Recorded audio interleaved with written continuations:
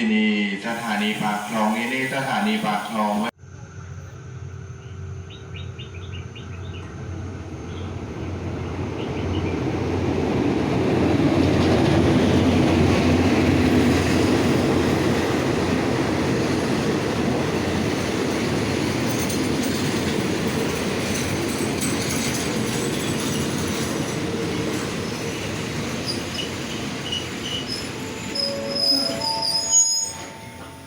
ที่นี่สถานีปากคลองที่นี่สถานีปากคลองเป็นสถานีมีความประสงค์ลงที่สถานีปากคลอง